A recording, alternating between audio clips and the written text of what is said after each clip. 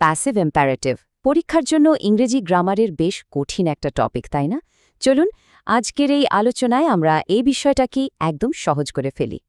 আচ্ছা, আলোচনাটা শুরুই করা যাক একটা প্রশ্ন দিয়ে, যেটা পরীক্ষাতে প্রায়ই আসে। অ্যাক্টিভ ভয়েসে যদি বলা হয় ইনফর্ম দ্য পুলিশ, তাহলে এর প্যাসিভ ফর্ম কি হবে? এই প্রশ্নটার উত্তর খুঁজতে খুঁজতেই আমরা পুরো ব্যাপারটা বুঝে যাব। পুরো বিষয়টা ভালোভাবে আয়ত্ত করতে আমরা কয়েকটা ধাপে এগোব। প্রথমে জানব ইম্পারেটিভ সেন্টেন্স জিনিসটা কি, তারপর দেখব 3 ধরনের কমান্ড আর সেগুলোর নেগেটিভ ফর্ম। শেষে কিছু অ্যাডভান্স স্ট্রাকচার নিয়ে কথা বলবো, আর পরীক্ষার জন্য সবকিছু একবারে রিভাইজ করে নেব। তো চলুন শুরু করা যাক একেবারে গোড়া থেকে। যে কোনো কিছু ভালোভাবে শিখতে গেলে তার ভিত্তিটা কিন্তু মজবুত হওয়া চাই। তাই আমরা প্রথমেই জেনে নেব এই ইম্পারেটিভ বাক্য আসলে কি। ইম্পারেটিভ সেন্টেন্স মানে হল অনুজ্ঞাসূচক বাক্য, মানে যে বাক্য দিয়ে সরাসরি কোনো আদেশ, নির্দেশ, অনুরোধ বা ইচ্ছা বোঝানো হয়। একদম সহজ কথায় বললে, যখনই আমরা কাউকে কিছু একটা করতে বলি, সেটাই হলো ইম্পারেটিভ সেন্টেন্স। আমাদের পুরো আলোচনার ভিত্তি কিন্তু এটাই। এবার আমরা আলোচনার আসল জায়গায় ঢুকছি, আর এখান থেকেই ব্যাপারটা বেশ মজার হতে শুরু করবে। কারণ সব কমান্ড তো একরকম হয় না, তাই না? আর সেই জন্যে তাদের প্যাসিভ করার নিয়মগুলো একটু আলাদা হয়। আমরা মূলত 3 ধরনের কমান্ড নিয়ে কথা বলবো: অর্ডার, রিকোয়েস্ট আর অ্যাডভাইস। প্রথম আর সবচেয়ে সোজা সাপটা যে ধরনটা, সেটা হলো অর্ডার বা ডিরেকশন, মানে আদেশ বা নির্দেশ। যখন কাউকে সরাসরি কিছু করতে বলা হয়, তখন আমরা এই ধরনের বাক্য ব্যবহার করি। যখন কোনো সরাসরি আদেশ দেওয়া হয়, তখন তাকে প্যাসিভ করার নিয়মটা বেশ ইন্টারেস্টিং। যেমন ধরুন, অ্যাক্টিভ বাক্য ব্রিং দ্য বুক এর গঠনটা হলো ভার্ব প্লাস অবজেক্ট। এটাকে প্যাসিভ করতে হলে আমাদের লেট ব্যবহার করতে হবে, আর স্ট্রাকচারটা হবে let plus object plus B plus ভার্বের পাস্ট পার্টিসিপল ফর্ম। তাহলে বাক্যটা কি দাঁড়ালো? Let the book be brought. এই লেট প্লাস বি স্ট্রাকচারটাই হলো আদেশের ক্ষেত্রে প্যাসিভ ভয়েসের মূল চাবিকাঠি। চলুন এবার দ্বিতীয় ধরনে যাওয়া যাক, যেটা হলো রিকোয়েস্ট বা অনুরোধ। নাম শুনেই বোঝা যাচ্ছে এই ধরনের বাক্যে একটা নম্রতার ভাব থাকে। দেখুন, যখন অ্যাক্টিভ বাক্যে প্লিজ বা কাইন্ডলি এই শব্দগুলো থাকে, তখন প্যাসিভ করার দুটো জনপ্রিয় উপায় আছে। একটা হলো লেট ব্যবহার করে প্লিজ শব্দটাকে একদম শেষে নিয়ে যাওয়া, যেমন let the pencil B ব্রট please. তবে এর চেয়েও সহজ আর বেশি প্রচলিত নিয়ম হলো ইউ আর রিকোয়েস্টেড টু এই ফ্রেজটা ব্যবহার করা, যেমন you are requested to bring the pencil. আমাদের 3 নম্বর ধরনটা হলো অ্যাডভাইস বা উপদেশ। এই বাক্যগুলোতে সাধারণত কোনো ভালো পরামর্শ বা নৈতিক দায়িত্বের কথা বলা হয়।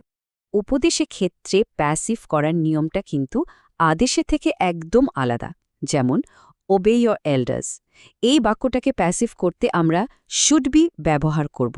এর গঠনটা হলো object plus should be plus ভার্বের পাস্ট পার্টিসিপল। তাহলে বাক্যটা দাঁড়াচ্ছে your elders should be obeyed. এখানে খেয়াল করে দেখুন, শুড শব্দটা ব্যবহার করার মাধ্যমে একটা নৈতিক দায়িত্বের ওপর জোর দেওয়া হচ্ছে। এতক্ষণ তো আমরা দেখলাম হ্যাঁ সূচক বাক্যকে কিভাবে প্যাসিভ করতে হয়।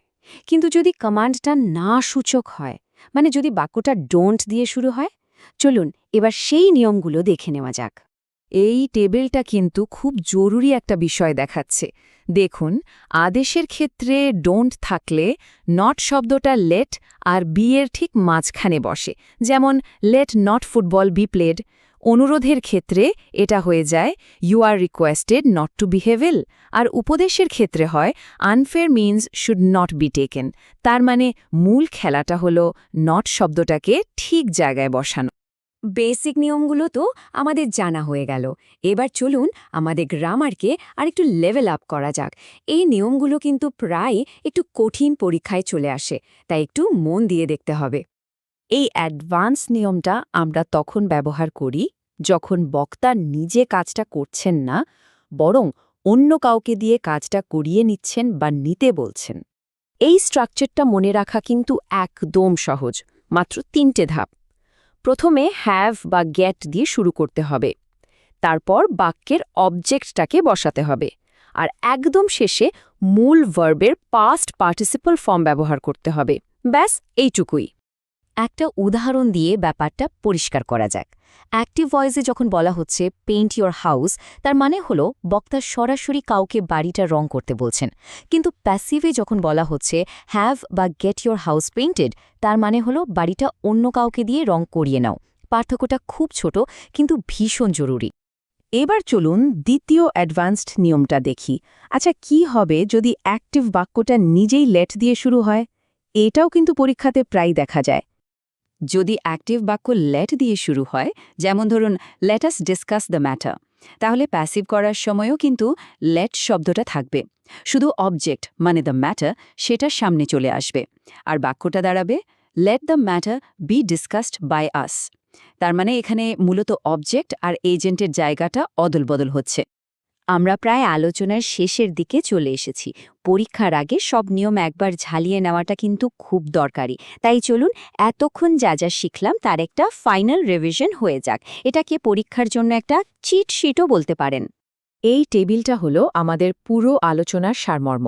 এক নজরে দেখে নিন। অর্ডারের জন্য লেট বি, রিকোয়েস্টের জন্য ইউ আর রিকোয়েস্টেড টু, আর অ্যাডভাইসের জন্য শুড বি। নেগেটিভ বাক্যের নিয়ম, হ্যাভ বা গেটের ব্যবহার এবং লেট দিয়ে শুরু হওয়া বাক্যের নিয়ম সবকিছু এক জায়গাতে পেয়ে যাচ্ছেন। পরীক্ষার ঠিক আগে এই টেবিলটা একবার দেখে নিলে কিন্তু সব নিয়ম মাথায় চলে আসবে। আচ্ছা, পুরো বিষয়টা তো আলোচনা করা হলো, এবার নিজেদের একটু ঝালিয়ে নেওয়ার পালা। স্ক্রিনে দেওয়া এই প্রশ্নটা নিয়ে একটু ভাবুন তো। Kindly solve the riddle. এটাকে প্যাসিভ ভয়েসে কিভাবে বদলাবেন? নিজেরা চেষ্টা করুন আর প্রস্তুতিকে আরও মজবুত করে তুলুন। আজকের মতো এটুকুই।